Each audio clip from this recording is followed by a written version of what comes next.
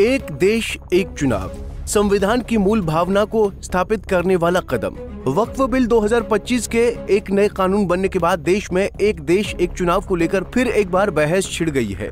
अब ऐसे में सवाल ये उठता है कि क्या भारत के चुनावी प्रक्रिया में बदलाव होने वाला है? क्या भारत में एक देश एक चुनाव के द्वारा चुनाव होगा? इसके अलावा सवाल ये भी है कि एक देश एक चुनाव आखिर है क्या? चलिए इस वीडियो में एक एक बिंदु पर सिलसिलेवार तरीके से समझते हैं।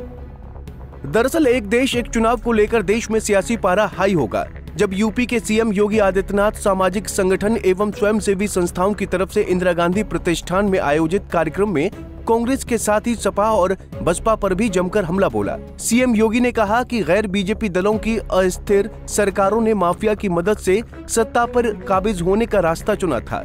इसके लिए हर जिले में एक माफिया को लूट की छूट दे दी गई। इसके आगे सीएम योगी ने वन नेशन वन इलेक्शन पर कहा कि 2034 तक भारत में लोकसभा और विधानसभा का चुनाव एक साथ कराया जा सकेगा। उन्होंने आगे कहा कि वन नेशन वन इलेक्शन लागू होने से पहले जन जागरण की जरूरत है। सीएम योगी ने आगे कहा कि बार बार चुनाव होने से लगभग 3.5 से 4.5 लाख करोड़ रुपए देश पर बोझ पड़ता है, जो आखिरकार जनता का ही पैसा है। योगी के इस बयान के बाद देश में वन नेशन वन इलेक्शन को लेकर फिर एक बार चर्चा जोरों पर होने लगी। अब ऐसे में सवाल ये उठता है कि वन नेशन वन इलेक्शन आखिर है क्या? भारत में लोकसभा और राज्य विधानसभाओं के चुनाव अलग अलग समय पर होते हैं। एक देश एक चुनाव का मतलब लोकसभा और राज्य विधानसभाओं के चुनाव एक साथ कराने से है, यानी मतदाता लोकसभा और राज्य विधानसभाओं के सदस्यों को चुनने के लिए एक ही दिन एक ही समय वोट डालेंगे। आजादी के बाद 1952 से 1967 लोकसभा और विधानसभा के चुनाव एक साथ ही हुए थे, लेकिन 1968 और 1969 में कई विधानसभाएं समय से पहले ही भंग कर दी गईं, जिसके बाद दिसंबर 1970 में लोकसभा को भी भंग कर दिया गया। इस वजह से एक देश एक चुनाव की परंपरा टूट गई। एक देश एक चुनाव के लिए सबसे पहले सरकार को बिल लाना होगा।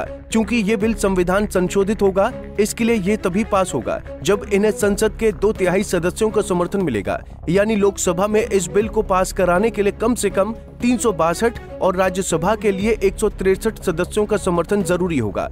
संसद से पास होने के बाद इस बिल को कम से कम 15 राज्यों की विधानसभा का अनुमोदन भी जरूरी होगा। यानी 15 राज्यों की विधानसभा से इस बिल को पास करवाना जरूरी है। इसके बाद राष्ट्रपति के हस्ताक्षर के बाद ही ये बिल कानून बन सकेंगे। फिलहाल वन नेशन वन इलेक्शन को बीजेपी के सहयोगी दल जेडीयू और एलजेपी समेत 32 पार्टियों ने औपचारिक रूप से समर्थन किया है। वहीं 15 विपक्षी दलों ने विरोध किया है।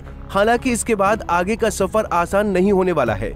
एक राष्ट्र एक चुनाव लागू होने में अभी भी कई बाधाएं हैं। इसके लिए संविधान संशोधन और राज्यों की मंजूरी भी जरूरी है।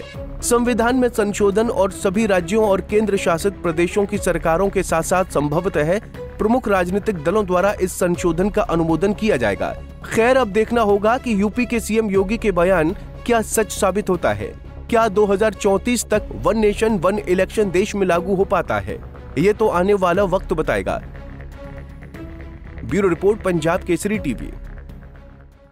हमसे जुड़े रहने के लिए हमारे YouTube चैनल को सब्सक्राइब करें और नई वीडियो की नोटिफिकेशन के लिए बेल आइकॉन को दबाएं।